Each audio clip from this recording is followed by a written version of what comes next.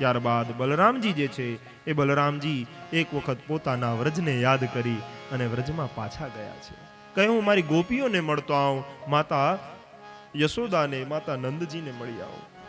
આમ કરી બલરામજી વ્રજમાં જાય છે. જ્યાં વ્રજની અંદર જઈ જુએ છે તો અમુક જગ્યાએ પાણીની બહુ જરૂરિયાત દેખાય છે. કહે છે યમુનાજીનું આકર્ષણ કરી અને ભગવાન બલરામજીએ યમુનાજીનો માર્ગ જે છે એ બદલી દીધો છે. આજની ભાષામાં કહીએ તો જે રીતે નદીમાંથી નહેરો બનાવી અને ઈચ્છિત જગ્યાએ એનું પાણી પહોંચાડવામાં આવે છે, કંઈક એવી જ વ્યવસ્થા ભગવાન બલરામજીએ પોતાના હળ દ્વારા નહેર બનાવીને કરી છે. બધાને મળી અનેક લીલાઓ ફરી બતાવી, એના દર્શન કરાવી, બધાને પ્રસન્ન કરી બલરામજી ત્યાંથી વિદાય થયા છે. એક વખતની વાત છે, પરીક્ષિત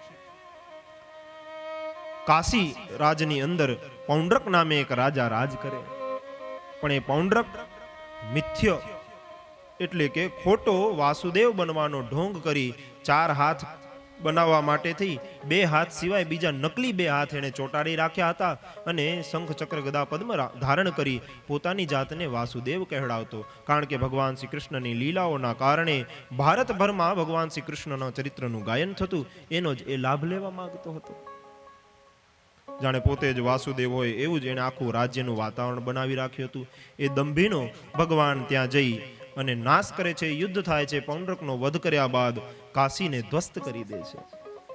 એ જ પૌંડ્રકનો એક મિત્ર હોય છે જેનું નામ છે દ્વિવિધ. એ હનુમાન જેવો બળશાળી વાનર છે. ભગવાન બલરામજી કાદંબરી જ્યારે પીતા હોય છે, એટલે કે કદંબના ઝાડમાંથી બનતી મદિરા એ પીતા હોય છે, પીને ધૂત થયેલા છે, ત્યારે દ્વિવિધ ત્યાં આવે છે. ભગવાન બલરામજી સાથે સામાન્ય વ્યક્તિ સમજી યુદ્ધ કરવા જાય. દ્વિવિધનો પણ ભગવાન ઉદ્ધાર કરે છે.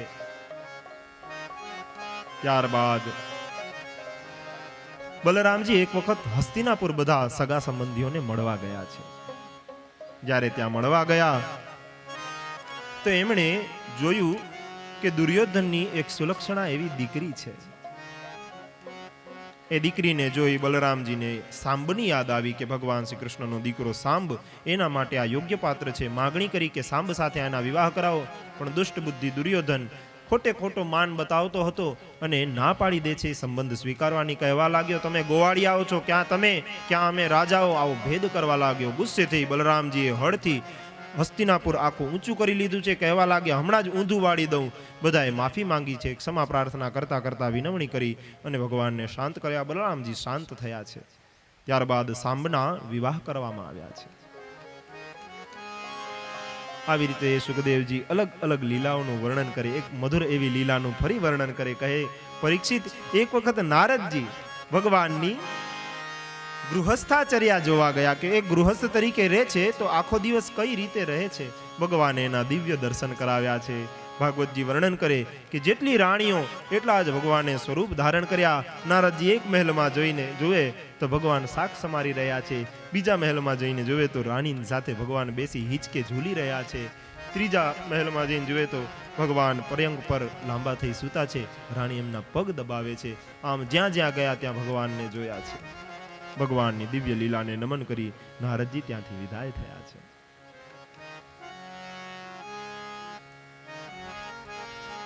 ત્યારબાદ જરાસંધના ઘણા બધા રાજાઓ કેદી બન્યા હતા. જરાસંધે મોટા યજ્ઞના હેતુથી ઘણા બધા રાજાઓને ભેગા કરી અને જેલમાં પૂરી દીધા હતા. એ કેદી રાજાઓ ભગવાન પાસે સંદેશો મોકલાવે છે કે હે નાથ, તમે જ અમારો સહારો છો. તમે આવી અને અમને આ દુષ્ટના ચંગુલમાંથી બચાવો. અમે ફસાયા છીએ. રાજધર્મનું યથાયોગ્ય રીતે પાલન કરનારા હે નાથ, તમને જોઈએ કે અમને તમે મુક્ત કરાવો અને ફરી ધર્મની સ્થાપના કરો. ભગવાન જ્યારે આ પત્ર સાંભળે છે, આયોજન પૂર્વક ઇન્દ્રપ્રસ્થ પધાર્યા છે. ઇન્દ્રપ્રસ્થની અંદર ભગવાનનું સમુચિત રૂપે સ્વાગત કરવામાં આવ્યું. ત્યાં જઈને જ્યારે ભગવાને જોયું તો ત્યાં યુધિષ્ઠિરે રાજસૂય યજ્ઞની તૈયારીઓ કરી છે. વિવિધ રાજાઓને આમંત્રણ આપવામાં આવ્યું છે. એ તૈયારી જોતા ભગવાન યુધિષ્ઠિરને કહેવા લાગ્યા કે જો તમે રાજસૂય યજ્ઞ કરવા માંગતા હો તો બધા જ રાજાઓને તમારે પોતાને અધીન કરવા જોઈએ. અને એક સામાન્ય એવા પ્રયત્નથી તમે ઘણા બધા રાજાઓને પોતાને અધીન કરી દેશો. મને એક પત્ર મળ્યો છે, આખી વાત કરી છે. આયોજનની સાથે ભગવાન ભીમને અને અર્જુનને લઈ જરાસંધના રાજ્યમાં ગયા છે. જરાસંધનો નિયમ હતો, બ્રાહ્મણોની બહુ સેવા કરતો, પ્રતિદિન બ્રાહ્મણોને માગ્યું દાન આપતો. જ્યાં જઈને જુએ છે બ્રાહ્મણોની મોટી હાર લાગેલી છે. ભગવાન ભીમ અને અર્જુનની સાથે બ્રાહ્મણોનો વેશ ધારણ કરી અને એ જ પંક્તિની અંદર ઊભા રહી ગયા છે. વારાફરતી બ્રાહ્મણો દાન લેતા જાય છે અને નીકળતા જાય છે. જ્યારે ભગવાનનો વારો આવ્યો છે, ભીમ અને અર્જુન પણ એમની સાથે છે. જરાસંધ જે બહુ ચતુર વ્યક્તિ છે, જ્યાં જુએ છે કે આ ત્રણેય વ્યક્તિઓ બ્રાહ્મણના વેશમાં છે, પણ એમનું તેજ ક્ષાત્ર તેજ જેવું છે. એમના હાથોને જોઈને ખબર પડે કે આ શસ્ત્ર અસ્ત્ર ચલાવનારા હાથો છે. બ્રાહ્મણ ક્યારે શસ્ત્ર અસ્ત્ર ચલાવતા થઈ ગયા? પરશુરામજી સિવા બીજા કોઈ બ્રાહ્મણ અસ્ત્ર શસ્ત્રનો તો પ્રયોગ બહુ કરતા નથી. પઠન પાઠનમાં જે દ્રોણાચાર્ય વગેરે અસ્ત્ર શસ્ત્ર ચલાવે છે, એમના હાથ આટલા કઠોર નથી હોતા. જ્યારે જરાસંધને ખબર પડી ગઈ ત્યારે ઓળખીને કહેવા લાગ્યા, મને ખબર છે કે તું કૃષ્ણ છે. જા, તારી સાથે હું યુદ્ધ નથી કરવાનો. 17 વખત તારી સાથે યુદ્ધ કર્યો, 18મી વખત તું ભાગી ગયો હતો. અને આ મેં પહેલી વખત આવ્યો ત્યારે મેં ના પાડી હતી કે દગાબાજ એવા પોતાના મામાને જ મારી નાખનારા દગાબાજની સાથે હું યુદ્ધ ન કરું. એટલે હું તારી સાથે યુદ્ધ નહીં કરું. અને આ અર્જુન એ તો નાનકડો સુકુમાર બાળક છે, એ મારી સાથે શું યુદ્ધ કરી શકવાનો? તમારે જો યુદ્ધનું દાન જોતું હોય તો ભીમ કંઈક સક્ષમ છે, થોડો ઘણો મારી સામે ટકી શકશે. પણ તે છતાં તમારામાંથી જેને આવી અને મારી સાથે યુદ્ધ કરવું એ કરો. અને આમ ભીમ અને જરાસંધનું મલ્લ યુદ્ધ નિશ્ચિત થાય છે. કેટલા દિવસો સુધી એ યુદ્ધ ચાલતું રહ્યું. મલ્લ વિદ્યાના દરેકે દરેક પેતરાઓનો ત્યાં ઉપયોગ થયો છે. દિવ્ય એનું વર્ણન છે. પણ કેમે કરીને જરાસંધને મારી નથી શકાતો. હવે ભીમ થાકવા લાગ્યા છે.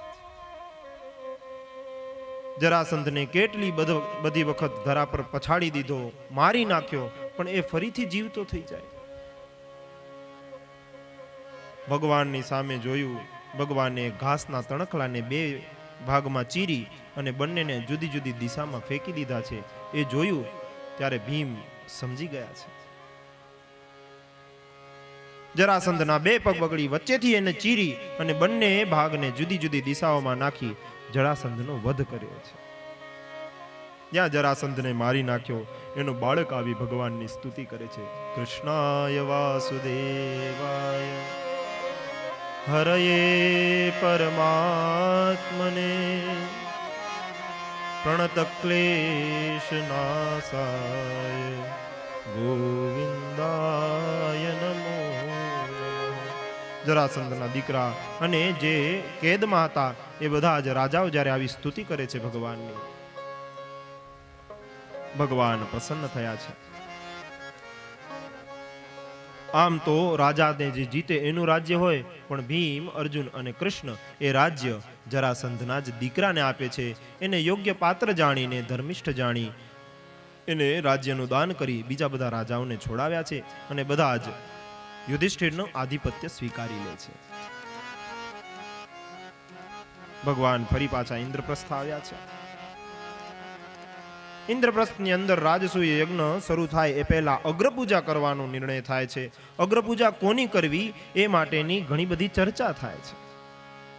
જ્યારે આ ચર્ચા ચાલતી હતી, કહે છે ઋષિઓ, મુનિઓ, મોટા મોટા રાજાઓ, અરે સાક્ષાત ભીષ્મ દાદા પણ એક સુરે કહે છે કે અગ્રપૂજાને જો કોઈ યોગ્ય હોય તો અહીંયા ઉપસ્થિત કૃષ્ણ કનૈયો જ છે. એ સાક્ષાત પરમાત્મા છે. એણે આ ભારતભરના બધા જ રાજાઓના ઉદ્ધાર માટે, ધર્મની સંસ્થાપના માટે કેટલા પ્રયત્નો કર્યા છે. એની જ ઉગ્ર પૂજા થવી જોઈએ.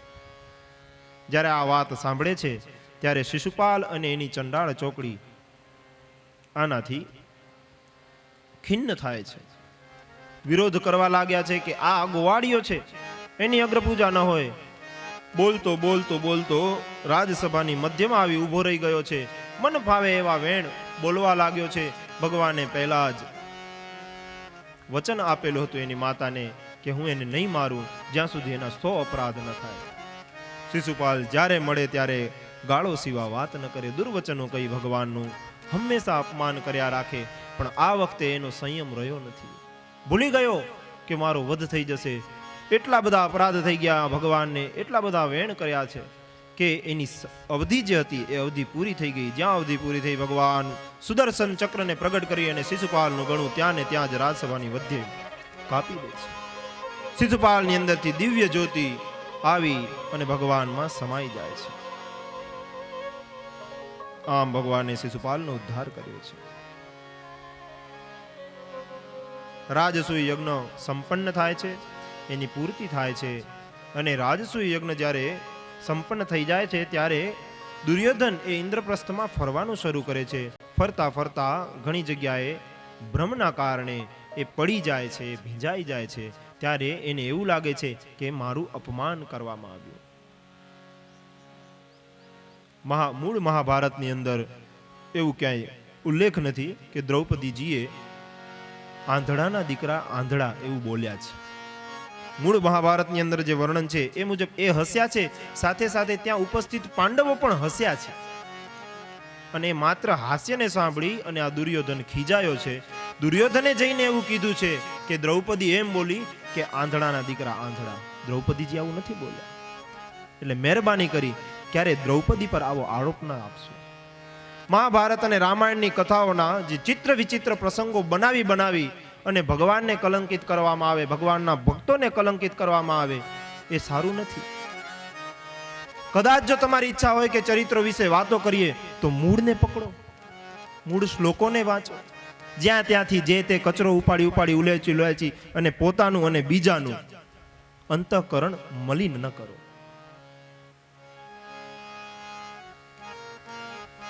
દુર્યોધને માની લીધું છે કે મારું અપમાન થયું છે. અપમાનનો વેરભાવ મનમાં લઈને ત્યાંથી વિદાય થયો છે. પરીક્ષિત આ બાજુ સાલ્વ કે જે શિશુપાલનો ખાસ મિત્ર હતો, પોતાના મિત્રના પ્રતિશોધમાં એટલો બધો દુઃખી થયો છે કે ભગવાન શંકરની આરાધના શરૂ કરી દીધી છે. ભગવાન શંકરને પ્રસન્ન કરી એણે દિવ્ય એવો એક વિમાન પ્રાપ્ત કર્યો અને દિવ્ય વિમાનને લઈ પોતાની મોટી વિકરાળ સેનાને લઈ અને ભગવાનની ઉપર આક્રમણ કરી દીધું છે. ભગવાને ભયંકર એવું યુદ્ધ કર્યું છે ત્યાં અને સાલ્વનો પણ ઉદ્ધાર કર્યો છે. ત્યારબાદ દંતવક્ત્ર, વિદુરથ એવા જેટલા શિશુપાલના મિત્રો હતા ભગવાનની સાથે લડવા આવ્યા છે. ભગવાને બધાનો જ ઉદ્ધાર કર્યો છે. એની કથા પણ બહુ દિવ્ય રીતે સુખદેવજીએ કરી. સમયના અભાવે એને પ્રણામ કરી આગળ વધીએ. બલરામજી વિશે કહેવા લાગ્યા. ભગવાન સુખદેવજી પરીક્ષિતને કહે છે કે બલરામજી એક વખત તીર્થ માટે નીકળી ગયા હતા, કારણ કે એમણે ન પાંડવો સાથે રહેવું હતું અને ન તો કૌરવો સાથે રહેવું હતું. મહાભારતના યુદ્ધ દરમિયાન બે વ્યક્તિ, એક વિદુરજી અને એક બલરામજી તીર્થયાત્રાએ જતા રહ્યા છે.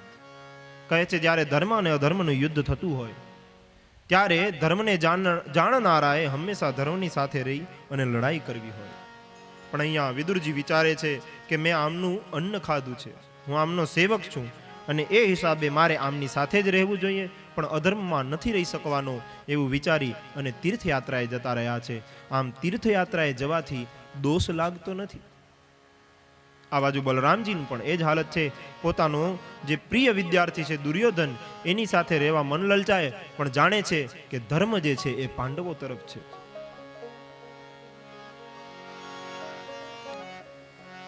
જ્યારે આવા ધર્મ સંકટમાં પડ્યા ત્યારે એમણે પણ તીર્થનો રસ્તો અપનાવ્યો છે. તીર્થમાં ફરતા ફરતા અનેક યાત્રાઓ કરતા એક વખત બલરામજી નૈમિષારણ્યમાં પહોંચ્યા છે. નૈમિષારણ્યની અંદર દિવ્ય કેટલા બધા ઋષિઓ તપશ્ચર્યા કરતા હોય છે. ત્યાં સૂતજી બેઠા હોય છે. રોમહર્ષણી નામના એ સૂતજી ત્યાં કથા કરી રહ્યા છે. જ્યારે બલરામજીનો પ્રવેશ થયો, શ્રોતા તરીકે બેઠેલા દરેક ઋષિઓ ઊભા થઈ ગયા છે અને બલરામજીને સાક્ષાત સ્વયં નારાયણ જાણી વંદન કરી રહ્યા છે. પણ રોમહર્ષણી જે વ્યાસપીઠની મર્યાદા જાણતા હતા, પીઠની મર્યાદા જાણતા હતા, વંદન નથી કર્યા, ઊભા નથી થયા. બલરામજીને ક્રોધ આવી ગયો છે. ક્રોધ આવેશમાં સૂતજીનું મસ્તક ધડથી અલગ કરી દીધું. ઋષિઓ હાહાકાર કરવા લાગ્યા, બલરામજી તમે આ ક્રૂર કર્મ કરી દીધું છે. ક્રોધમાં તમને હવે બ્રહ્મ હત્યાનો પાપ લાગશે. કારણ કે સૂતજીની માતા બ્રાહ્મણી હોય છે, આપણે પહેલા પણ જોઈ ગયા. બલરામજીને બ્રહ્મ હત્યાનો પાપ લાગ્યો. જઈ અને તપશ્ચર્યા કરવા લાગ્યા છે, એનું પ્રાયશ્ચિત્ત કરવા લાગ્યા છે. આવી દિવ્ય કથાઓ કહેતા કહેતા બલરામજી ફરી પાછા જ્યારે તીર્થયાત્રામાં નીકળ્યા ત્યારે કહે છે, પરીક્ષિત, બલવલ નામનો એક અસુર કે જે બ્રાહ્મણોના યજ્ઞને ધ્વસ્ત કરી દેતો, ત્યાં માંસ, હાડકા એવી બધી ચિત્ર વિચિત્ર વસ્તુઓ નાખી અને યજ્ઞને ધ્વસ્ત કરી દેતો હતો. બલરામજીએ ત્યાં ગયા ત્યારે ઋષિઓની પ્રાર્થના અનુસાર એ બલવલનો પણ ઉદ્ધાર કર્યો છે. પરીક્ષિતજી કહેવા લાગ્યા, ભગવાન, મારા કાળિયા ઠાકરના કોઈ પ્રસંગો મને સંભળાવો ને. સુખદેવજી દ્રવિત થયા છે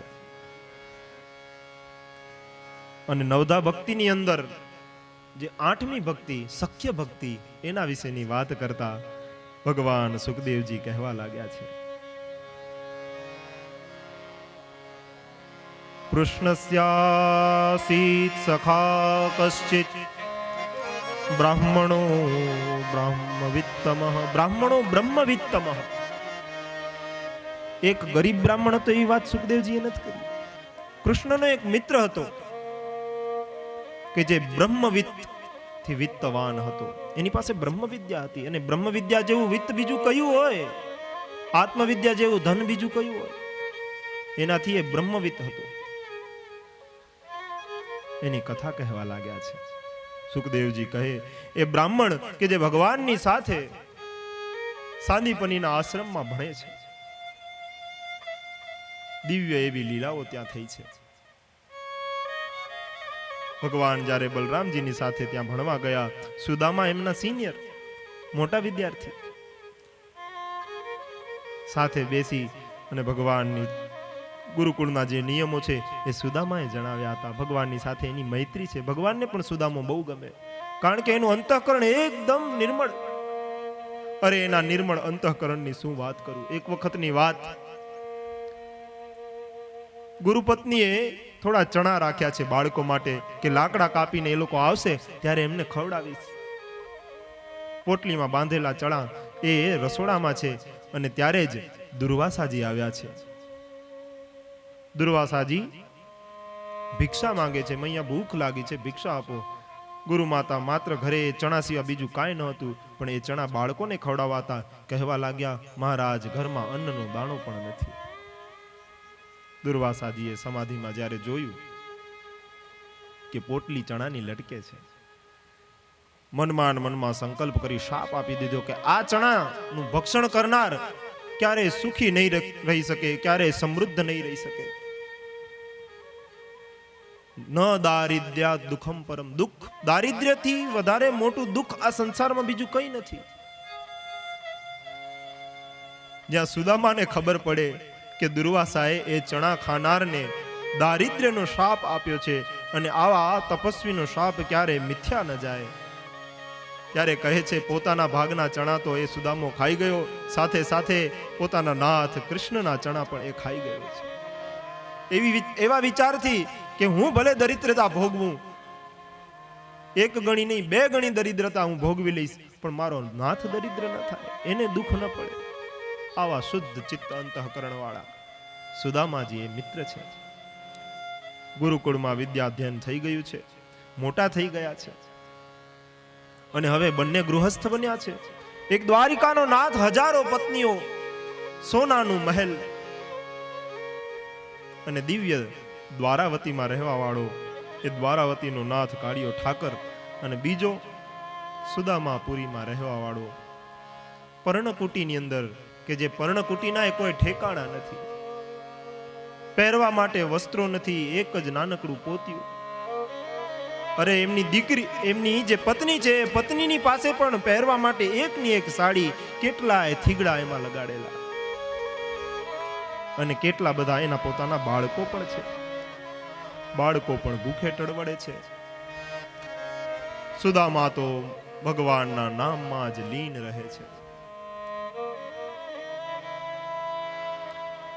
પણ સુશીલા, પ્રેમદા અલગ અલગ નામેથી એમના પત્નીને કવિઓએ બોલાવ્યા છે.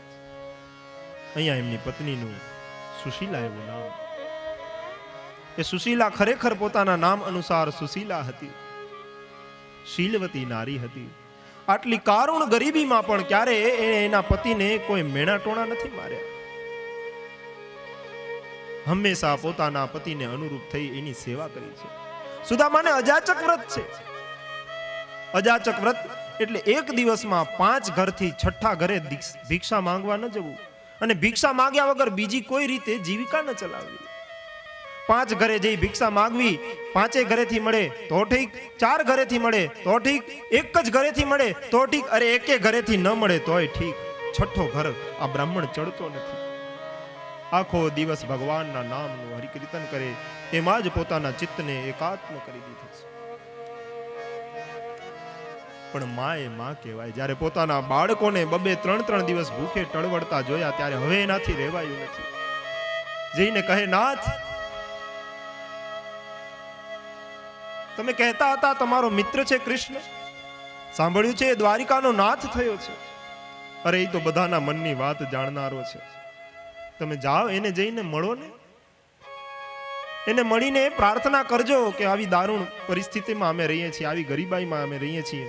અરે ઈ ધારે ઈ કરી શકે એમ છે, આપણા દારિદ્ર્યને દૂર કરી દેશે. જ્યાં પોતાના સ્વામીનું નામ સાંભળ્યું સુશીલાના મોઢે, સુદામાજીની આંખોમાંથી આંસુની ધાર થઈ. વિચારવા લાગ્યા, જઈને માંગું તો શું, પણ કાનુડાના દર્શન કરવા મળશે, સાક્ષાત પ્રત્યક્ષ કાનુડાને જોવા મળશે. બસ એ જ લાલચથી હા કહી છે. સુશીલાજી કહે છે કે જાવું હોય તો એમને ન જવાય, કંઈક લઈ જવું પડશે.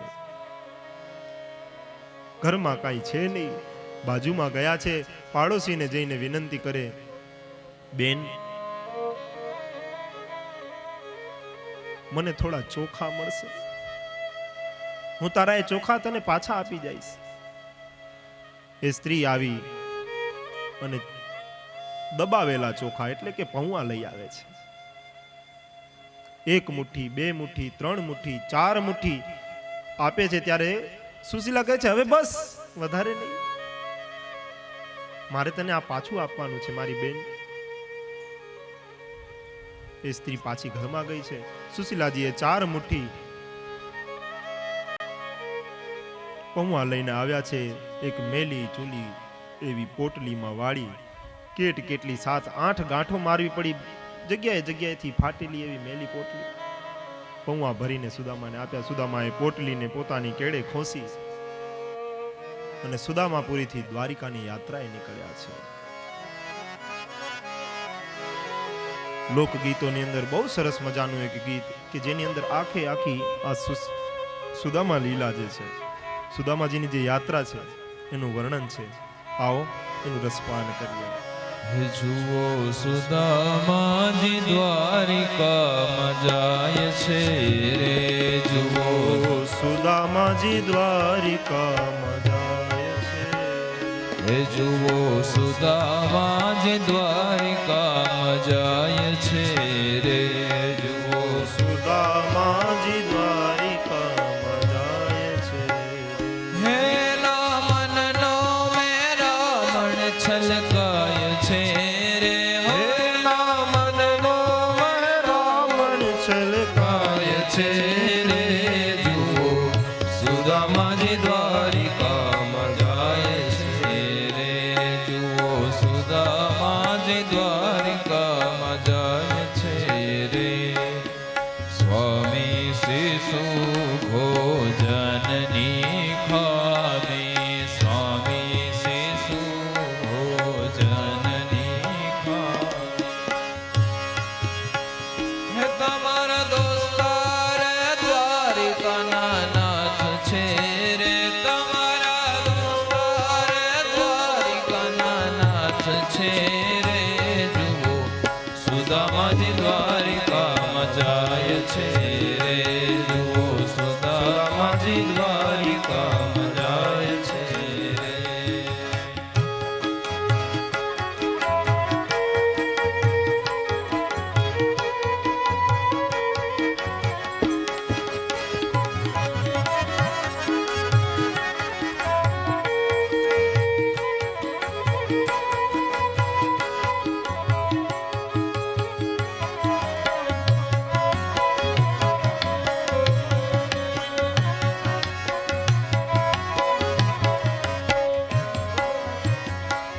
હે કૃષ્ણને વંદન કરું પણ શિશુને હું સુધરું. કૃષ્ણને વંદન કરું પણ શિશુને હું સુધરું. હે જી જગમાં કેવી ફજેતી થાય છે રે, હો એવી જગમાં કેવી ફજેતી થાય છે રે. જુઓ સુદામાજી દ્વારિકામાં જાય છે રે. જુઓ સુદામાજી દ્વારિકામાં જાય છે રે. ભૌવાની પોટલી જ્યેષ્ઠિકાય લટકી. ભૌવાની હે મનમાં મોહનને મળવાની ચટકી. મનમાં મોહનને મળવાની ચટકી. હે ભૌવાની પોટલી જ્યેષ્ઠિકાય લટકી. ભૌવાની પોટલી જ્યેષ્ઠિકાય લટકી. હે મનમાં મોહનને મળવાની ચટકી.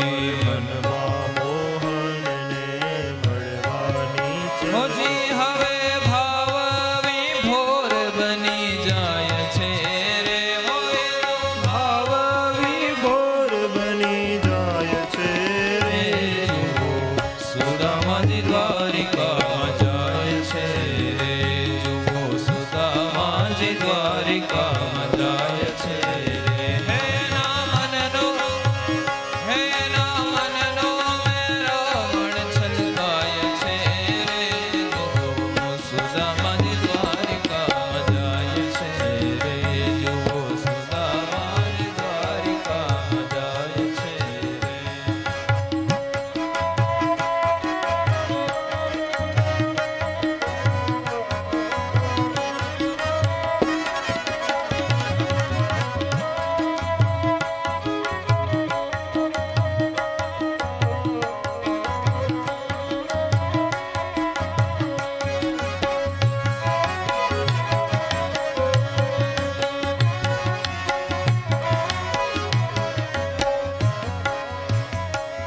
હે થોડી ધજા ફર ફરે ને જોતા હૃદય ઠરે. થોડી ધજા ફર ફરે હૃદય ઠરે. હે થોડી ધજા ફર ફરે ને જોતા હૃદય ઠરે. થોડી ધજા ફર ફરે જોતા હૃદય હે ગુરુ સેવાથી સિદ્ધિ પમાય છે રે. હો ગુરુની સેવાથી સિદ્ધિ પમાય છે રે.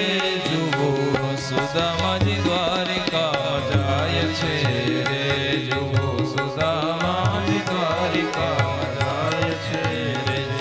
હે વસ્ત્ર સાજનો મળે ને જોતા હૃદય ઠરે.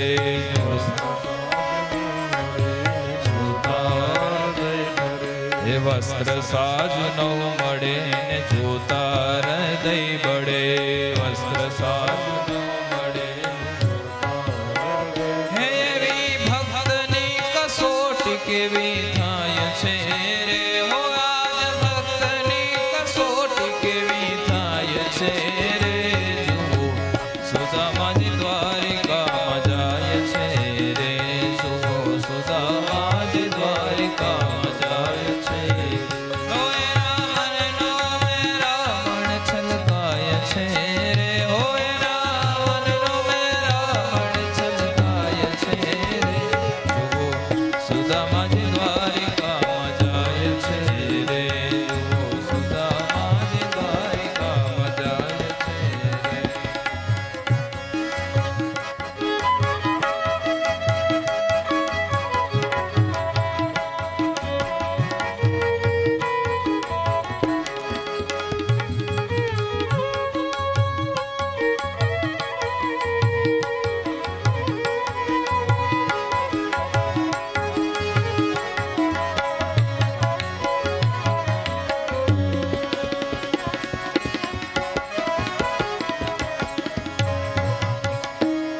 હે કૃષ્ણને કરુણા કરીને ભાગ્યની રેખા ફરી.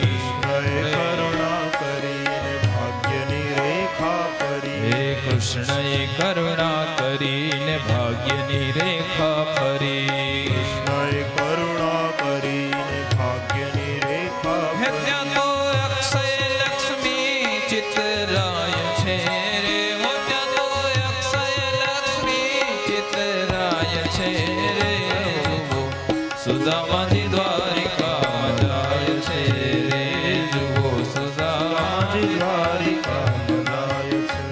હે પ્રભુએ પૌવારા ને ભક્તને તો ભૂખ કર્યા. પ્રભુએ પૌવારા ને ભક્તને તો ભૂખ કર્યા.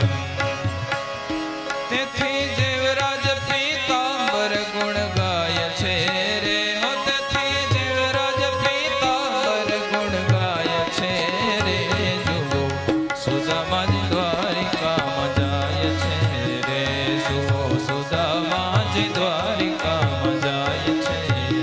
ઓય રામનનો, ઓય રામનનો, એના મનનો મેં રાવણ છલકાય છે રે. જુઓ સુદામાજી દ્વારિકામાં, સુદામાજી દ્વારિકામાં, સુદામાજી દ્વારિકામાં જાય છે રે. તમ વિલોક્યાચ્યુતો દૂરાત પ્રિયા પર્યંકમાસ્થિતઃ સહસોત્થાય ચાભ્યેદ્ય દુર્ભ્યામ પર્યગ્રહીન મુદા. સુખદેવજી કહે, પરીક્ષિત, ભગવાન પોતાની પ્રાણપ્રિયા રૂકમણીની સાથે પલંગ ઉપર બિરાજમાન છે. જ્યાં બ્રાહ્મણ દેવતાને દૂરથી જોયા, અચાનક ઊભા થઈ અને એમની પાસે ગયા છે. સખ્યુ પ્રિયસ્ય વિપ્રરસે રંગ સંગાતિ નિવૃતઃ પ્રીતો વ્યમુંચ દદ્બિંદુન નેત્રાભ્યામ પુષ્કરેક્ષા. પરમાનંદ સ્વરૂપ ભગવાન પોતાના સખા બ્રાહ્મણ દેવતાના અંગના સ્પર્શથી રોમાંચિત થઈ ગયા છે. આંખોમાંથી આંસુ બરસવા લાગ્યા છે. થોડા સમય આ જ સ્થિતિમાં રહી અને ભગવાન પોતે જે પલંગ પર બેઠા હતા એ પલંગ પર પોતાના મિત્રને લઈ જઈ બેસાડે છે. પૂજનની સામગ્રી લઈ આવે છે. પોતાના હાથે એ બ્રાહ્મણ દેવતાના પગ પખારે છે. ચરણોદક પોતાના માથે ધારણ કરે છે અને ત્યારબાદ ચંદન વગેરે દિવ્ય એવી વસ્તુઓથી એમના શરીરનું લેપન કરે છે. અગ્રહી ચિરછારાજન ભગવાન લોકપાવન વ્યલિંપ દિવ્ય ગંધે ચંદના ગુરુકુંકુમય. ભગવાને પગ ધોયા અને ચરણોદક માથે ચડાવ્યું. ભલે પધાર્યા, ભલે પધાર્યા ભૂપે એમ કરી સ્વાગતમ બ્રવીત, સ્વાગત કરે છે. રાણીઓ જુએ છે બ્રાહ્મણ દેવતાએ ફાટેલા જૂના મલિન એવા વસ્ત્રો ધારણ કરેલા છે. બહુ દુર્બલ છે. એમના શરીરની નસે નસ દેખાઈ રહી છે. પણ તેમ છતાં સાક્ષાત રૂક્ષ્મિણી જે લક્ષ્મીજીનું સ્વરૂપ એ આવી અને ચામરથી એમની ઉપર બેસતી માખીઓને ઉડાડી રહી છે. અન્ય રાણીઓ પંખો નાખે છે અને આમ બ્રાહ્મણની દિવ્ય પૂજા કરી છે. અંદર અંદર રાણીઓ વાતો કરે કે આ નંગ ધણંગ નિર્ધન નિર્દિનીય નિકૃષ્ટ એવા ભીખ માંગા બ્રાહ્મણે શું પુણ્ય કર્યા હશે કે આ ત્રૈલોક્યનો નાથ નિવાસ એવો આ કૃષ્ણ એનો આટલો બધો આદર સત્કાર કરે છે. જાણી બલરામ હોય. સુખદેવજી કહે, પરીક્ષિત, ભગવાન શ્રી કૃષ્ણ પોતાના મિત્રનો હાથ લઈ અને બેસી ગયા છે. કથયાન ચક્રતુર્ગાથા પૂર્વા ગુરુકુલે સતો આત્મનો લલિતા રાજન કરો ગૃહ્ય પરસ્પરમ. પરસ્પર બંને જણા એકબીજાનો હાથ લઈ બેઠા બેઠા વાતો કરવા લાગ્યા છે. કૃષ્ણ ભગવાન કહે, હે ધર્મના મર્મગ્ન એવા બ્રાહ્મણ સુદામા, ગુરુ દક્ષિણા દઈ જ્યારે ગુરુકુળથી પાછા આવી ગયા ત્યારે તમે પોતાને અનુરૂપ એવી સ્ત્રીથી લગ્ન કર્યા કે નહીં? હું જાણું છું કે તમારું ચિત્ત ગૃહસ્થીમાં રહેવા છતાં પણ મોટે ભાગે વિષય ભોગોમાં આસક્ત નથી. વિદ્વાન હું જાણું છું કે ધન વગેરેમાં તમારી કોઈ પ્રીતિ નથી. જગતમાં કોક એવા વિરલા હોય કે ભગવાનની માયાથી નિર્મિત આવી વિષય સંબંધી વાસનાઓનો ત્યાગ કરી શકે. ચિત્તમાં વિષયનું એક તણખલા ભાર પણ વાસનાનું અસ્તિત્વ ન હોય. પણ આ તો એ લોકો ઉપર કૃપા કરી અને લોક શિક્ષા માટે થઈ અને ધર્મનું પાલન કરતા હોય છે. હે બ્રાહ્મણ શિરોમણે, તમને એ સમયની વાત યાદ છે જ્યારે આપણે ગુરુકુળમાં હતા? આમ કરી અને ભગવાન ગુરુકુળ વિશેની વાતો યાદ કરે. તને સાંભળે મને કેમ વિસરે. પ્રેમાનંદ આ આખ્યાનનું વર્ણન કરતા બહુ સરસ મજાની વાત કરે.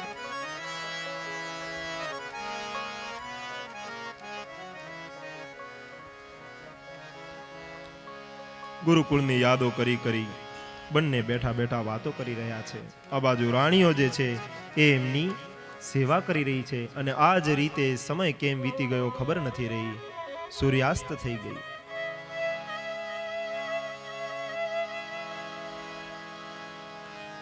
બ્રાહ્મણ દેવતાને 2 દિવસ રોકી ભગવાને ખૂબ એમની સેવા કરી છે.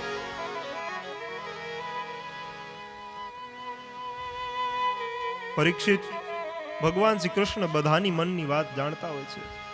એ બધા જ ક્લેશોના નાશક છે અને સંતોષનો એકમાત્ર આશ્રય છે. પણ સંતોષના ભંડાર એવા સુદામાને જોઈ ભગવાન વિચાર કરે, કઈ રીતે આની પર હું કૃપા કરું.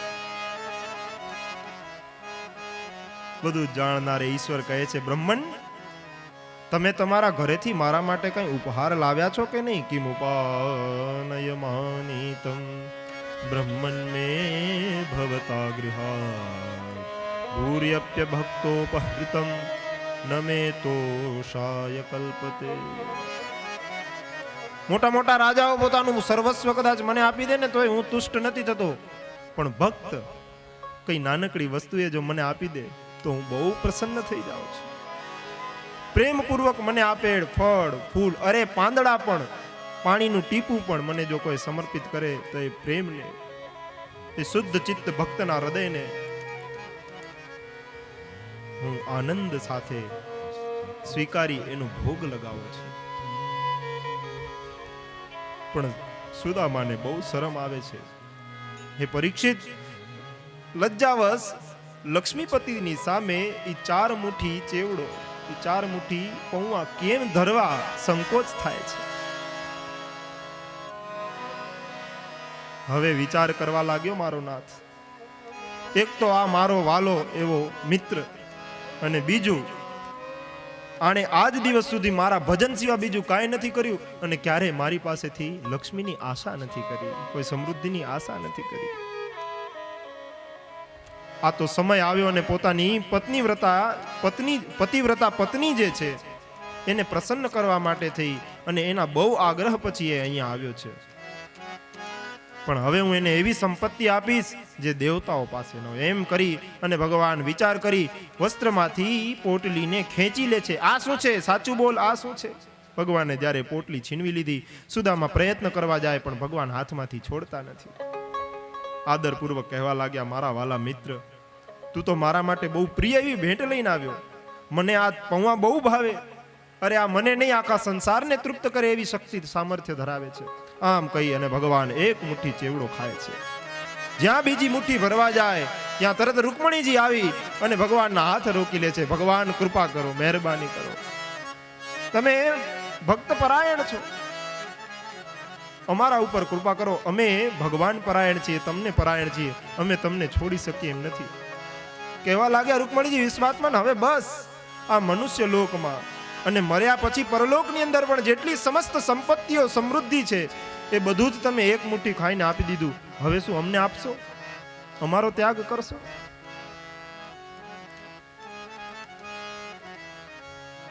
બ્રાહ્મણ દેવને આ કઈ ખબર નથી અને એ તો ભગવાનના દર્શનના આનંદમાં ને આનંદમાં બેઠા છે.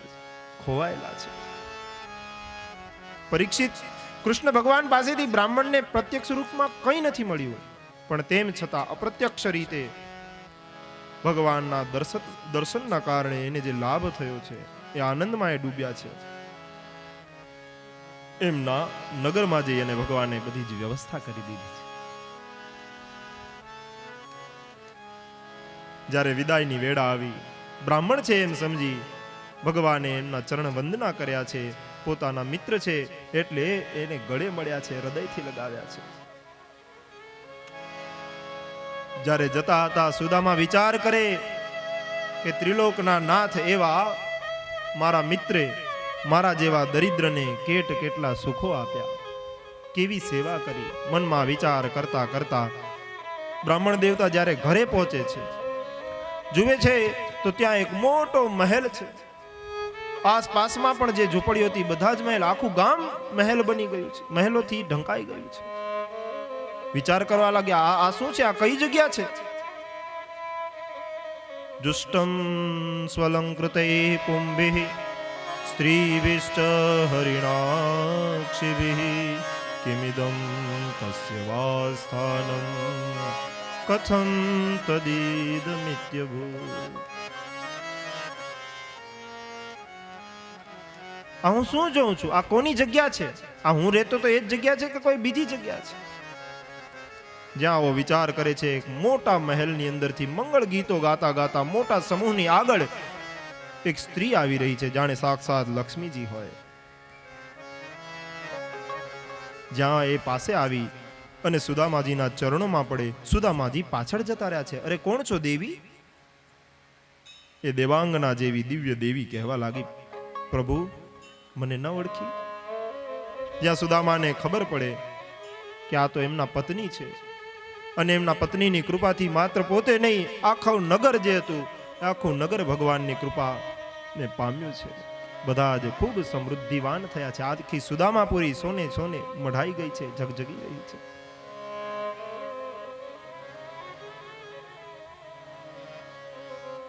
ત્યારે સુદામાજી કહેવા લાગ્યા છે કે એ તો કૃપાનો સાગર છે. એક મેં સામાન્ય એવા પૌવા આપ્યા, ઉદાર શિરોમણિયા શ્રી કૃષ્ણએ કેટલા પ્રેમથી એને સ્વીકાર્યા. આ જન્મમાં ભગવાન શ્રી કૃષ્ણ સંપત્તિ આદિ દોષને જાણે છે. એમને ખબર છે કે આ ધની થઈ જવાથી, સંપત્તિ રાજ્ય ઐશ્વર્ય આદિ મળવાથી ભક્ત જે છે એ ભગવાનને ભૂલી જાય છે, અને એના જ કારણે આજ દિવસ સુધી મને દરિદ્ર રાખ્યો કે જેથી કરી હું સારી રીતે ભજન કરી શકું.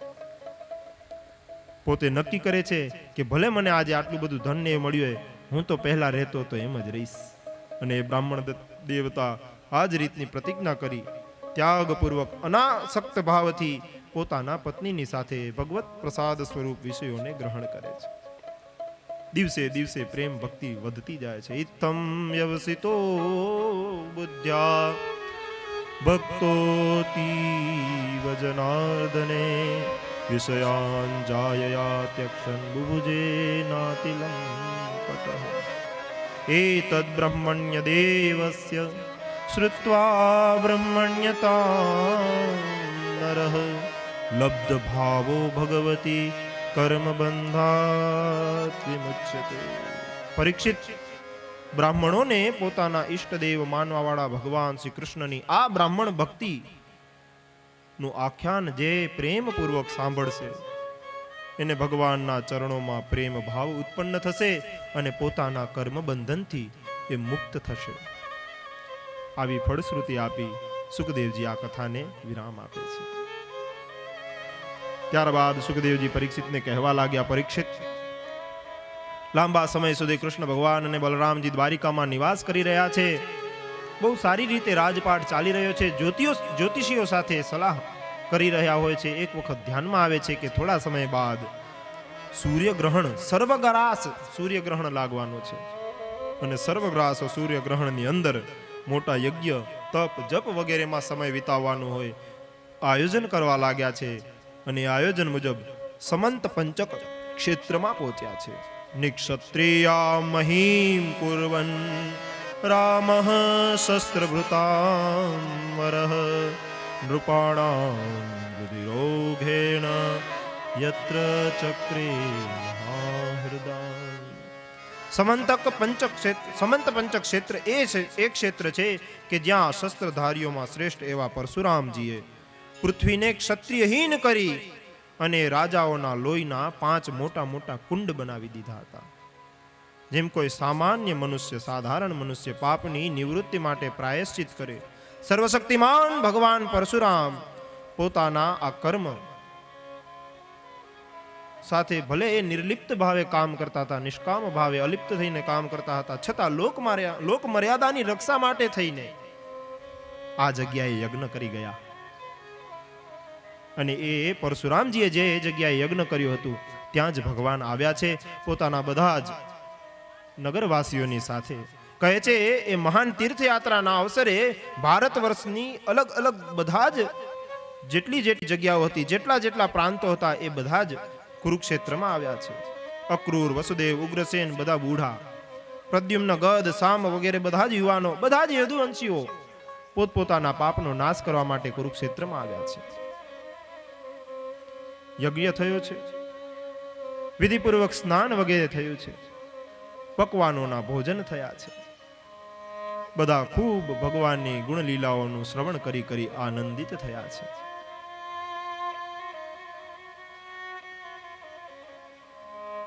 આ યજ્ઞના પ્રતાપે બધાને એકબીજાના પ્રત્યે ખૂબ સૌહાર્દ ઉત્પન્ન થયો છે. પરીક્ષિત, કુંતી, વસુદેવ વગેરેને જ્યારે અહીં જુએ છે ત્યારે બહુ ખુશ થાય છે, પોતાનું બધું જ દુઃખ ભૂલી જાય છે. વસુદેવજી અને કુંતીજીનો પણ સંવાદ થાય છે અને બંને એ સંવાદથી શાતાને પામે છે. કેટલા સમય પછી મળ્યા. કહે છે પરીક્ષિત, જ્યારે વાત ખબર પડી નંદ બાબાને કે કૃષ્ણ ભગવાન પોતાના બધા જ નગરવાસીઓની સાથે સમંત પંચક ક્ષેત્રમાં આવ્યા છે, બધા જ ગોપોને, ગોવાળિયાઓને, ગોપીઓને લઈ અને નંદ બાબા આજ કુરુક્ષેત્રમાં પહેલી વખત જે ગોકુળ છોડીને ગયો તો એ કાળિયા કાનાને મળવા આવ્યા છે. મારે બલરામના દર્શન કરવા, મારે કૃષ્ણના દર્શન કરવા, એક જ ભાવ લઈ અને માનો મૃત શરીરમાં પ્રાણ આવી ગયા એવા ઉલ્લાસ સાથે આ ગોપીઓ, ગોવાળિયાઓ, નંદ બાબા વગેરે કુરુક્ષેત્રમાં આવ્યા છે. તમ દૃષ્ટવા વૃષ્ણયો ઋષ્ટાસ તન્વઃ પ્રાણમિવોત્થિતાઃ પરિષત્સ્વજિરે ગાઢં ચિરદર્શન કાતરાઃ. લાંબા સમયથી દર્શનની આકાંક્ષા લઈ અને જેમનું હૈયું બળી ગયું હતું, આજ પહેલી વખત જ્યારે મળ્યા છે, ગાઢ આલિંગન આપે છે અને ગાઢ આલિંગનના કારણે માનો હૃદય ફરીથી જીવંત થઈ ગયું હોય. મળ્યા છે, લાંબી વાતો કરી છે, બધા એકબીજાને ખૂબ સુખ આપે છે. પરીક્ષિત, મેં આની પહેલા પણ કહ્યું હતું કે ગોપીઓના પરમ પ્રિયતમ જીવન સર્વસ્વ માત્ર કૃષ્ણ હતા. આજ જ્યારે કૃષ્ણના દર્શનનો લાવો મળ્યો, પોતાના પાપણ ભેગા નથી થવા દેતી. ભગવાન ત્યાં ઉપદેશ આપે છે. એવં હિયેતાનિ ભૂતાનિ ભૂતેષ્વાત્માત્મના તતઃ ઉભયં મય્યથ પરે પશ્યતા ભાતમક્ષરે. પાંચભૌતિક શરીરનું આખું પંચભૂતિકરણ જે છે, પંચીકરણ જે છે, એ ભગવાન અહીંયા ઉપદેશ કરે છે. કહે છે કે 5 ભૂત ના કારણ રૂપે જે કાંઈ સ્થિત છે એ બધું જ હું છું. આત્મા ભોક્તાના સ્વરૂપે આવી અને જીવના રૂપમાં સ્થિર થાય છે આ શરીરની અંદર, પણ હું અવિનાશી સત્ય છું. હું આત્મા અને પરમાત્મા બંને રૂપે વિલસિત થાઉં છું. તમે એનો અનુભવ કરો, પોતાની અંતર આત્મામાં મારો જે નિવાસ છે એનો અનુભવ કરો. ગોપીઓ, ગોવાળિયાઓ. પરીક્ષિત, ભગવાન શ્રી કૃષ્ણ આ રીતે ગોપીઓને અધ્યાત્મ જ્ઞાનની શિક્ષાથી શિક્ષિત કરે છે. આ ઉપદેશનો વારંવાર સ્મરણ કરનારી ગોપીઓનું જીવકોષ, લિંગ શરીર એક સમય આવતા નષ્ટ થઈ જાય છે અને ભગવાન સાથે એકાત્મતાને પ્રાપ્ત કરી લે છે. ભગવાનની પ્રાર્થના કરે છે.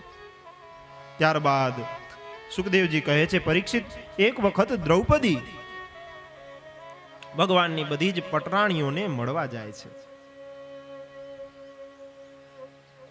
કારણ કે પોતાના 5 પતિ છે અને અહીંયા એક જ પતિની એ આટલી બધી પત્નીઓ છે.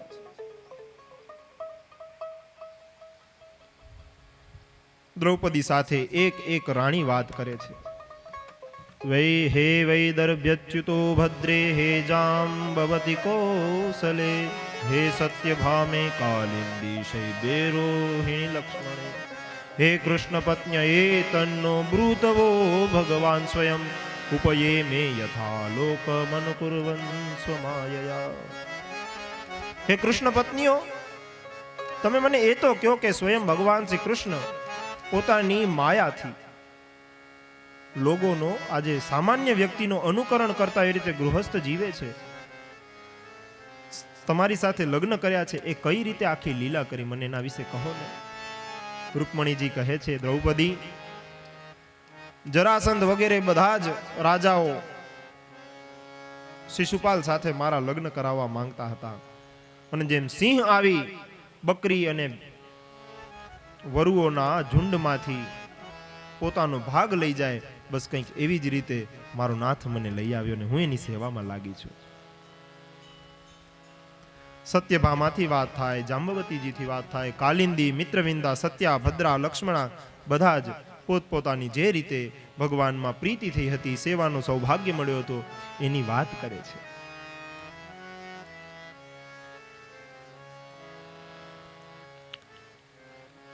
સોળ 16,000 પત્નીઓ તરફથી એના પ્રતિનિધિ તરીકે રોહિણીજી એમના વિશેની પણ વાત કરે છે કે કઈ રીતે ભૌમાસુર દિગ્વિજય માટે નીકળ્યો હતો ને રાજાઓને જીતી એમની કન્યાઓ, એવી રાજકન્યાઓને બંદી બનાવતો હતો. ભગવાને એનો સંહાર કરી અને એમને સ્વીકારી. કારણ કે એ સ્ત્રીઓ એમ વિચારતી હતી કે ભૌમાસુર જ્યારે અમને અહીંયા લઈ આવ્યો છે, હવે અમારો સ્વીકાર કોણ કરશે. રાજા રામે જ્યારે સાંભળ્યું કે ધોબી આ રીતે વાત કરી રહ્યો છે, એમણે સીતાજીનો ત્યાગ કર્યો હતો, એમણે તો લગ્ન કર્યા બાદે સીતાજીનો ત્યાગ કરી દીધો હતો, અમારો તો સ્વીકાર કોણ કરશે. ત્યારે ભગવાન એના પર અનુગ્રહ કરી અને એમને પત્ની તરીકે સ્વીકારે છે, એ વાત થઈ. ત્યારબાદ સુખદેવજી કહે છે, પરીક્ષિત, એક વખત વસુદેવજીએ મોટા યજ્ઞનું આયોજન કર્યું છે અને એ યજ્ઞના કારણે મુનિઓએ ખૂબ ખૂબ આશીર્વાદ આપ્યા છે. વસુદેવજીને અધ્યાત્મ વિદ્યાનો ઉપદેશ કર્યો છે. વસુદેવજી કહે છે, ઋષિઓ, આપ પણ સર્વદેવ સ્વરૂપ છો, હું તમને નમસ્કાર કરું છું. આવા કર્મો અને અનુષ્ઠાનોથી કર્મ અને કર્મ વાસનાઓનો આત્યંતિક નાશ થાય, મોક્ષ થાય, એ જ ઉત્તમ કહેવાય. અને હું ધન્યવાદ કરું છું કે જેથી તમે મને આવો ઉપદેશ આપ્યો.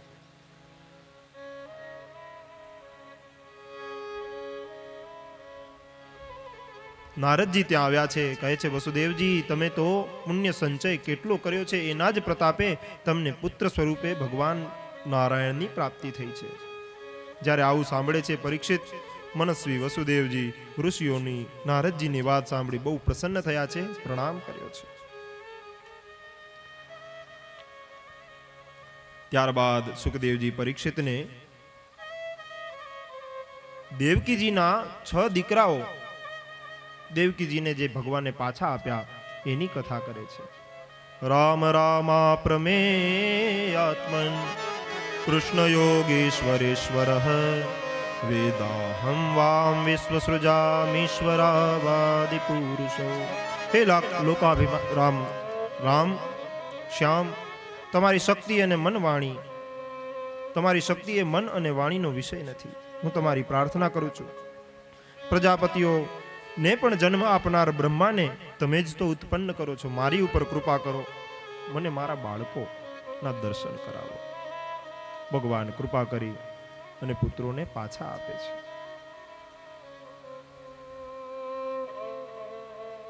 ત્યારબાદ બલિરાજ દૈત્યરાજ બલિ કઈ રીતે ભગવાનની પ્રાર્થના કરે છે એની વાત કરતા સુખદેવજી કહે છે, કે જ્યારે ભગવાન સુતલ લોકમાં પ્રવેશે છે ત્યારે બલિરાજા પણ એમની અર્ચના કરે છે. નમો અનંતાય બૃહતે નમઃ કૃષ્ણાય વેદશે સાંખ્ય યોગ વિતાનાય બ્રહ્મણે પરમાત્મને. સુખદેવજી અને પરીક્ષિતના સંવાદનું વર્ણન કરતા કરતા સૂતજી સૌનકજીને કહેવા લાગ્યા કે હે સૌનકાદિ ઋષિઓ, ભગવાન કૃષ્ણની કીર્તિ અમર છે, અમૃતમય છે. એમના ચરિત્ર જગતના બધા જ પાપોને નાશ કરી દે એવી શક્તિ ધરાવે છે. એમની જે ભગવાનના લીલા ગુણો અને નામનું શ્રવણ કરે છે, બીજાને સંભળાવે છે, એના સંપૂર્ણ ચિત્ત વૃત્તિ ભગવાનમાં લીન થઈ જાય છે અને અંતે કલ્યાણ સ્વરૂપ ભગવાનની પ્રાપ્તિ કરી લે છે. આવી એની ફળશ્રુતિ બતાવી છે. પરીક્ષિત કહેવા લાગ્યા, ભગવાન, મારા દાદા અર્જુન ભગવાન શ્રી કૃષ્ણ અને બલરામના બહેન સુભદ્રાજીને, કે જે મારી દાદી થાય, એની સાથે કઈ રીતે લગ્ન કરે છે એ પણ મારે જાણવું છે. કૃપા કરી એ મને જણાવશો? સુખદેવજી કહેવા લાગ્યા, અર્જુન તીર્થ યાત્રાયામ પર્યટન નવનિમ વિભુ પ્રભુ ગતઃ પ્રભાસમશ્રુનો માતુલે હિંસ આત્મનઃ. એક વખતની વાત છે, શક્તિશાળી એવા અર્જુન તીર્થયાત્રા માટે પૃથ્વી પર વિચરણ કરતા કરતા પ્રભાસક ક્ષેત્રમાં પહોંચ્યા. ત્યાં બલરામજી દુર્યોધનને એવું કહે છે, વચન આપી ચૂક્યા છે કે સુભદ્રા સાથે, જે મારા મામાની દીકરી થાય, તમારે એની સાથે લગ્ન કરવાના છે.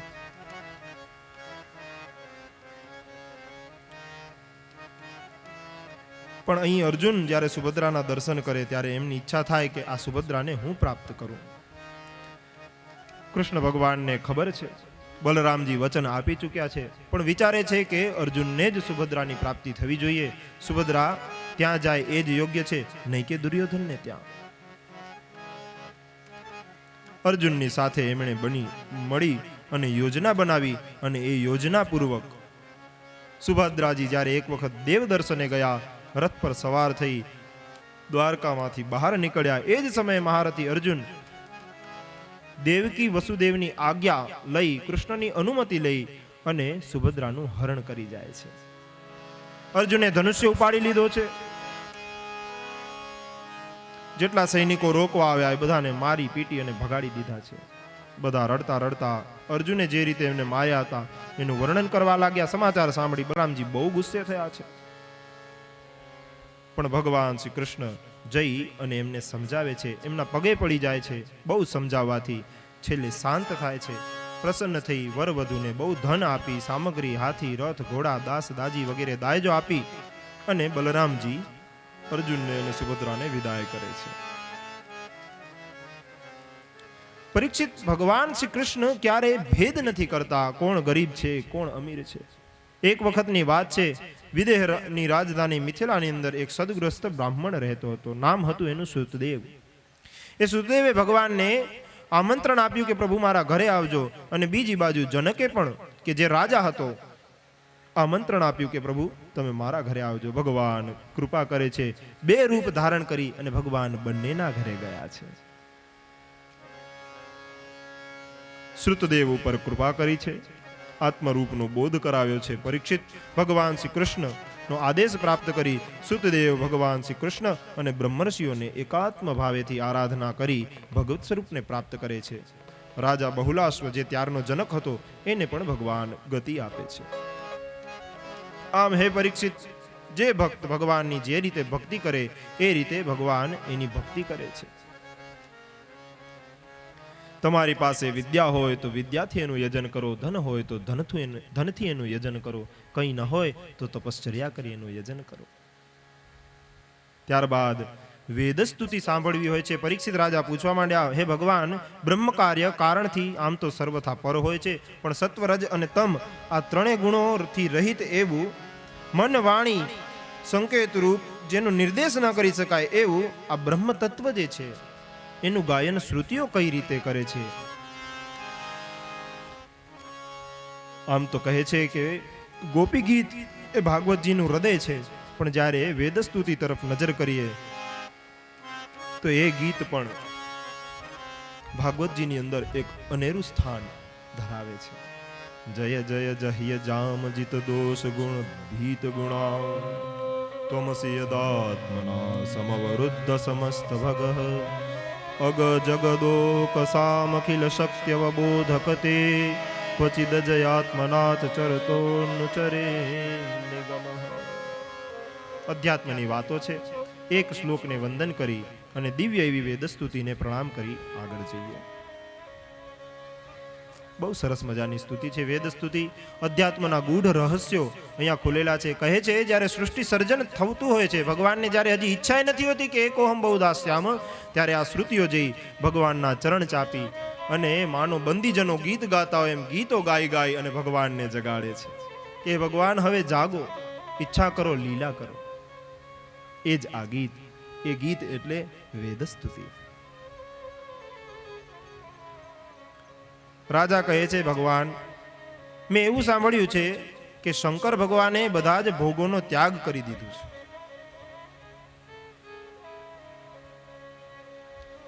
પણ તે છતાં બધા દેવતાઓને ભોગ ભોગવતા જોઈ અને એમણે પણ ભોગો ભોગવવાનું શરૂ કર્યું છે. મને એ કહો કે વિષયોમાં બહુ સંદેહથી કે વિષયનો ભોગ કરવાથી ભગવાનથી દૂર થઈ જવાય, તો એને ભોગવતા ભોગવતા પણ લક્ષ્મીપતિજીની ઉપાસના કઈ રીતે થઈ જાય? અને ભોગો ભોગવતા ભોગવતા ક્યારેક ક્યારેક ભગવાન જે લક્ષ્મીપતિ જે એક વખત પ્રાપ્ત કરી લીધા પછી એમની ઉપાસના છૂટે નહીં, એ ઉપાસના છૂટી કેમ જાય છે? સુખદેવજી કહેવા લાગ્યા, પરીક્ષિત, શિવજી સદાય પોતાની શક્તિથી યુક્ત જ હોય છે. એ સત્વાદી ગુણોથી યુક્ત અહંકારના અધિષ્ઠાતા છે. અહંકારના 3 ભેદ હોય, વૈકારિક, તેજસ, તામસ વગેરેનું વર્ણન કર્યું છે. મનુષ્યોનું કલ્યાણ કરવા માટે જે ઈશ્વરે યદુવંશની અંદર અવતાર લીધો છે. એક વખત યુધિષ્ઠિરને વાત કરી રહ્યા છે. યુધિષ્ઠિરને કહેવા લાગ્યા છે કે જેના પર હું કૃપા કરું, હું ધીરે ધીરે બધું જ એની પાસેથી છીનવતો જાઉં છું અને એને નિર્ધન બનાવી દઉં છું. એના સગા સંબંધીઓ બધાને હું દુઃખથી વ્યાકુળ કરી દઉં છું. એના ચિત્તની હું બહુ પરવા નથી કરતો. અને જ્યારે દુઃખથી એમનું જે ચિત્ત આપ્લાવિત થઈ જાય છે, ત્યારે પોતાના સગા સંબંધી, ધન, લોભ, માયા, મોહ વિષયોને એ છોડી દેશે. યસ્યાહમ અનુગૃહણામિ હરિષ્યે તદ્ધનમ શનૈઃ તતો ધનમ ત્યજન્ત્યસ્ય સ્વજના દુઃખ દુઃખિતમ. એક સરસ મજાની એવી કથા કે એક ઋષિ પોતાના શિષ્યોની સાથે જઈ રહ્યા છે. એક સુકાયેલું એવું ઠૂઠું ઋષિના પગમાં ભરાઈ જાય છે અને લાગે છે ઋષિજીને લોહી નીકળવા માંડ્યું છે. એ ઋષિજી કમંડળમાંથી જળ લઈ અને આશીર્વાદ આપે કે હે ઠૂઠા, જા, લીલું છમ ઝાડ બની જા. શિષ્ય પૂછવા લાગ્યા કે આણે તો તમારી સાથે બહુ દુર્વ્યવહાર કર્યો, એને શાપ આપવો જોઈએ, બળીને ભસ્મ થઈ જા. એની જગ્યાએ તમે આવો આશીર્વાદ આપ્યો કે સમૃદ્ધ બની જા, બહુ તારો વિકાસ થાય, ઘણા બધા પાંદડા આવે, ઘણી બધી ડાળીઓ આવે, આવો આશીર્વાદ. ઋષિજી કહેવા લાગ્યા, આપણે પૃથ્વીના ભ્રમણ માટે નીકળ્યા છીએ. ભ્રમણ કરતા કરતા ફરી પાછા જ્યારે અહીંયા પહોંચશું, ત્યારે આ વિશાળ વૃક્ષ બની ગયો હશે, ત્યારે આવીશ, ત્યારે તમને આનો જવાબ મળશે. પૃથ્વીની પ્રદક્ષિણા કરવા નીકળેલા એ ઋષિમુનિઓ જ્યારે પાછા આવે છે, શિષ્યો જુએ છે કે એ વૃક્ષ જે છે એ લીલું છમ થઈ ગયું છે, ઘનઘોર ઘટાથી આ પ્લાવિત થઈ ગયું છે, બહુ મોટું થઈ ગયું છે. પણ જ્યાં એ જોતા હતા એ જ સમયે મોટો તોફાન આવ્યો છે અને એ તોફાનમાં એ વૃક્ષ ઉખડી અને ધરાશાયી થઈ ગયો છે. ઋષિ હસવા લાગ્યા. શિષ્યોને ધ્યાનમાં આવ્યું કે જો નાશ થવાનો હોય તો એ નાશ કઈ રીતે થાય છે? જ્યારે બહુ સમૃદ્ધિ આવી જાય ત્યારે છકી ન જવાય. વિચારી લેવાય કે આ સમૃદ્ધિ જે આવી છે એ નાશ કરવા તો નથી આવીને. જો ભગવાનનું સ્મરણ ભૂલાઈ જતું હોય, જો સત્કર્મો ન કરી શકાતા હોય, તો એ સંપત્તિને દૂરથી વંદન કરી દેજો. એ સંપત્તિ કોઈ કામની નથી, એ નાશ કરવા આવી છે. અને ક્યારેક ન કરે મારો નારાયણ અને તમારું ધન છીનવાઈ જાય તમારી સ્થિતિ બહુ ખરાબ થઈ જાય, જીવનમાં બધી બાજુથી માત્ર દુઃખ દેખાતા હોય, ત્યારે પ્રસન્ન થજો કે વાલો તમને પોતાના તરફ ખેંચવા માટે તૈયારી કરી રહ્યો છે, અથવા તો પોતે આવીને તમારી પાસે ખેંચાઈને આવવાનો છે. એનાથી મિલનનો હવે સમય આવી ગયો છે. આ પીડા, આ દુઃખ એ ભગવાનને પ્રાપ્ત કરાવવા માટે છે. સુખ એનાથી દૂર કરી દે છે. એટલે જ તો કુંતા માતા કે વિપદઃ સંતુ નશ્વત, એ પ્રભુ અમને દુઃખ આપો. દુઃખ શું છે, સુખ શું છે? જ્યારે વ્યક્તિ પોતાના શરીરને હું માની લે, પોતાના મનને, પોતાની બુદ્ધિને હું માની લે, ત્યારે એને એમ લાગે કે મને જે અનુકૂળ લાગે છે એવું જ વાતાવરણ હોવું જોઈએ. અને જ્યારે પોતાની અનુકૂળતામાં થોડું ઘણું કાંઈ આગા પાછું હોય, થોડી ઘણી પ્રતિકૂળતા આવે, એટલે એને દુઃખ થાય. એટલે દુઃખનું કારણ છે ઈચ્છા. આ ઈચ્છાનું કારણ વળી શું છે?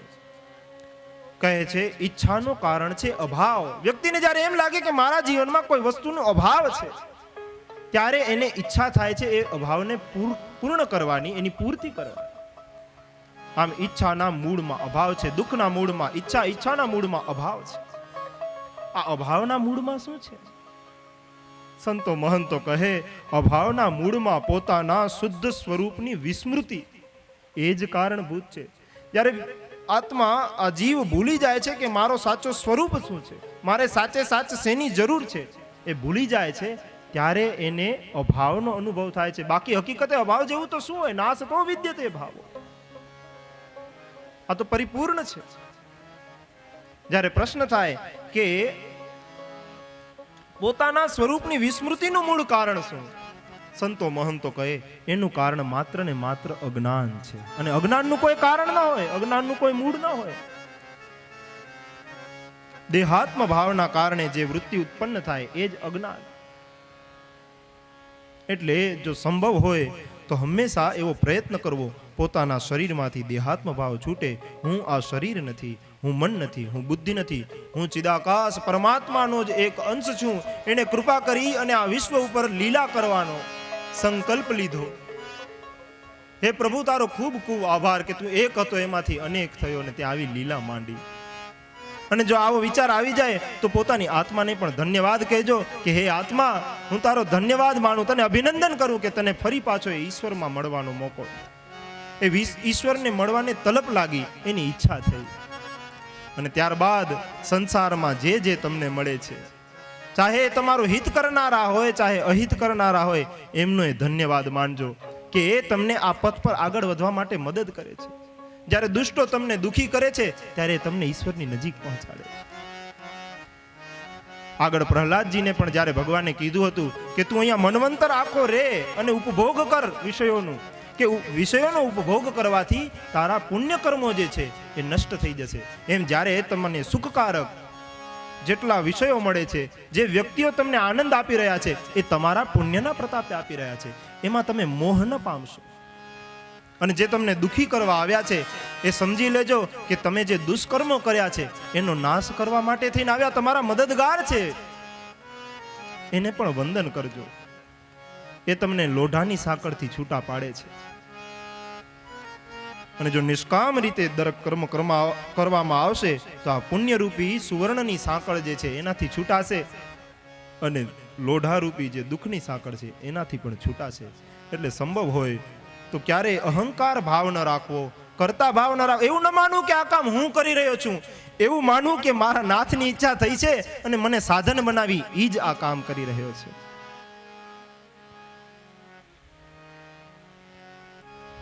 રુદ્રદેવની વાત પૂછી હતી પરીક્ષિતે. સુખદેવજી કહે છે કે આમ તો બ્રહ્મા વિષ્ણુ મહેશ ત્રણે એક જ છે, બધા જ વરદાન શાપ આપવામાં એ સમર્થ છે. એક વખતની વાત, ભસ્માસુર નામનો એક વ્યક્તિ જે શકુનીનો દીકરો હતો, ભગવાનની રુદ્રદેવની ખૂબ આરાધના કરી પ્રસન્ન કરી લે છે. અને પ્રસન્ન કર્યા બાદ એમની પાસેથી વરદાન માંગે છે. કહે છે હે રુદ્રદેવ, મને એવું વરદાન આપો કે મારો હાથ જેના ઉપર હું મૂકી દઉં એ બળીને ભસ્મ થઈ જાય. આ સુતેશ અને ભોળા એવા શંકર નિર્દોષ રીતે હાસ્ય કરી અને એને તથાસ્તુ કહી દે છે. જ્યાં તથાસ્તુ કહે એ મૂર્ખ પ્રયોગ કરવા માટે થઈ અને પોતાનો હાથ લઈ શંકર ભગવાનની ઉપર જ મૂકવા ચાલ્યો છે. ભગવાન દોડવા લાગ્યા છે. જ્યાં ભગવાન દોડવા લાગ્યા પાછળ ભસ્માસુર જે છે એ ભસ્માસુર પણ દોડવા લાગ્યો છે. દોડતા દોડતા રુદ્રદેવ જ્યારે ભગવાનને યાદ કરે છે, ભગવાન પ્રગટ થઈ જાય છે, બ્રહ્મચારીનો વેશ ધારણ કરીને એમની સાથે વાત કરવા લાગ્યા છે. જ્યારે આખી ઘટનાની ખબર પડી, ભગવાને દિવ્ય એવી સ્ત્રીનું રૂપ ધારણ કરી અને ભસ્માસુરની સામે પ્રગટ થયા છે. ભસ્માસુરની સામે પ્રગટ થઈ ભગવાન નાચવા લાગ્યા છે. આવી મોહિનીનું નર્તન જોઈ ભસ્માસુર મોહિત થઈ ગયો. એ પણ એવી જ ચેષ્ટા વિચેષ્ટા કરવા લાગ્યો. એનું ચિત્ત એનામય થઈ ગયું. જે ભાવભંગીમાં મોહિની કરે એવી જ ભાવભંગીમાં એ ભસ્માસુર કરવા લાગ્યો. અને જ્યાં એવી ભાવભંગીમાં કરવા લાગ્યો, પ્રભુએ ધ્યાનથી જોયું એ પોતે પૂર્ણ રીતે મગ્ન થઈ ગયો છે. ભગવાને પોતાનો જમણો હાથ પોતાના માથા પર મૂક્યો, ભસ્માસુરે પણ પોતાનો હાથ માથા પર મૂક્યો અને ત્યાં ને ત્યાં ભસ્મ થઈ ગયો છે. આમ ભગવાને રુદ્રદેવ પર કૃપા